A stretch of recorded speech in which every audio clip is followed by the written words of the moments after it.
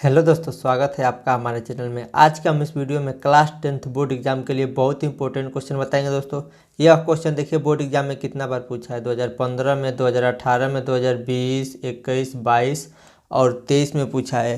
देखिए दोस्तों, यह बोर्ड एग्जाम में बार बार पूछा जाता है, इसलिए यह क्वेश्चन बोर्ड एग्जाम के लिए बहुत इंपॉर्टेंट है। दोस्तों इस प्रश्न को इस बार बोर्ड एग्जाम में पूछे जाने का बहुत ज़्यादा चांस है, इसलिए दोस्तों इस क्वेश्चन को ध्यान से समझिएगा। हम केवल क्लास 10th बोर्ड एग्जाम का इंपॉर्टेंट क्वेश्चन बताते हैं दोस्तों, क्योंकि बोर्ड एग्जाम के लिए समय कम बचा है, इसलिए केवल इंपॉर्टेंट क्वेश्चन बताते हैं जो बोर्ड एग्जाम में बार बार पूछा जाता है। देखिए प्रश्न है दोस्तों, संतृप्त तथा असंतृप्त हाइड्रोकार्बन में क्या अंतर है। इस प्रश्न को 2015, 2018, 2019 में नहीं पूछा है, 20 में पूछा, 21 में पूछा, 22 में पूछा और 23 में भी पूछा गया है। यहाँ पे आप खुद देख लीजिए दोस्तों, क्वेश्चन बैंक में लिखा है संतृप्त तथा असंतृप्त हाइड्रोकार्बन में क्या अंतर है। इस प्रश्न को 2015 और 18 में पूछा गया है और 22 में। इसी प्रश्न को घुमा फिरा के दूसरे तरीके से पूछा गया, संतृप्त तथा असंतृप्त हाइड्रोकार्बन से आप क्या समझते हैं, उदाहरण द्वारा स्पष्ट कीजिए। इसको 2018 और 20 में पूछा है। इसी प्रश्न को घुमा फिरा के दूसरे तरीके से पूछा गया दोस्तों, हाइड्रोकार्बन के वर्गीकरण पर संक्षिप्त टिप्पणी लिखिए। यानी हाइड्रोकार्बन का क्या करना है, वर्गीकरण करना है। वर्गीकरण का मतलब होता है बांटना है। तो हाइड्रोकार्बन का वर्गीकरण होता है, पहला संतृप्त हाइड्रोकार्बन और दूसरा असंतृप्त हाइड्रोकार्बन। तो इसमें भी दोस्तों संतृप्त और असंतृप्त हाइड्रोकार्बन के बारे में बताना है। अगला प्रश्न आपसे पूछा गया दोस्तों, संतृप्त तथा असंतृप्त कार्बनिक यौगिक पर टिप्पणी लिखिए। इसको 2020, 22 और 23 में पूछा गया है। क्या दोस्तों सेम यही प्रश्न है। देखिए घुमा फिरा के कई तरीके से पूछा जाता है। तो चलिए हम इसका आंसर देखते हैं। इसका आंसर हम बहुत आसान भाषा में लिखे हैं दोस्तों। यह आपके बोर्ड एग्जाम में 4 नंबर में प्रश्न पूछा जाएगा। तो देखिए इसका उत्तर हो जाएगा, संतृप्त हाइड्रोकार्बन में एकल बंध होता है। यहाँ पे एकल था, यहाँ पे हम पेन से लिख दिए हैं, गलती से लिखा गया अकल, तो यहाँ पे हम लिख दिए एकल बंध होता है। उदाहरण CH4। अब आप समझिए एकल बंध का मतलब क्या होता है। देखिए यहाँ पे C लिख देंगे और एक H यहाँ पे रहेगा, एक H यहाँ पे रहेगा। या इसका संरचना सूत्र हम आपको बता रहे हैं, एक H यहाँ पे रहेगा, एक H यहाँ पे रहेगा। तो यहाँ पे C कितना है, 1। तो इसी का संरचना सूत्र यह है।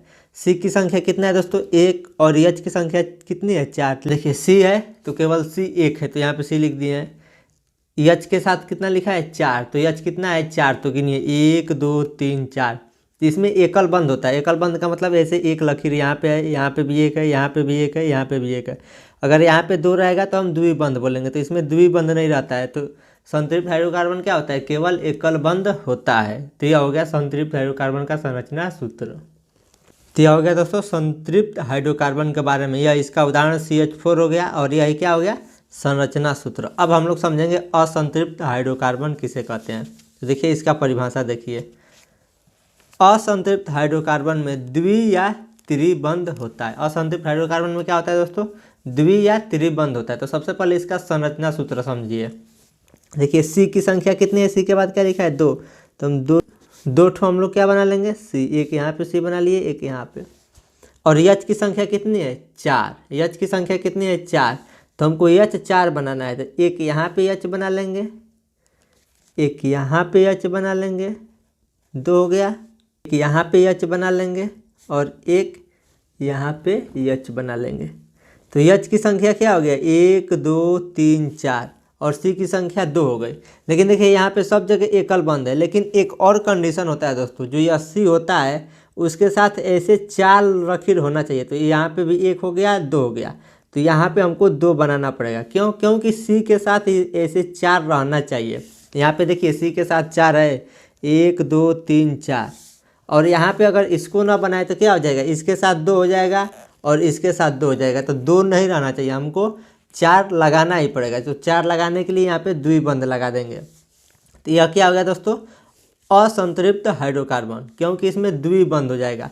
जब केवल ऐसे एक बंध रहेगा उसको हम लोग कहेंगे संतृप्त हाइड्रोकार्बन, और जिसमें ऐसे 2 लकीर खींच देंगे उसको हम लोग क्या कहेंगे, असंतृप्त हाइड्रोकार्बन। इसको बंध बोलते हैं, या द्विबंध हो गया, क्योंकि इसमें क्या है, एक जगह 2 बंध है। तो यह क्या हो गया दोस्तों, असंतृप्त हाइड्रोकार्बन है। तो अगर आपसे बोर्ड एग्जाम में संतृप्त तथा असंतृप्त हाइड्रोकार्बन के बारे में पूछे तो आप केवल बोर्ड एग्जाम में इतना लिख देंगे तो आपको पूरा नंबर मिल जाएगा। आगे के वीडियो में दोस्तों हम और इम्पोर्टेंट क्वेश्चन को बताएंगे।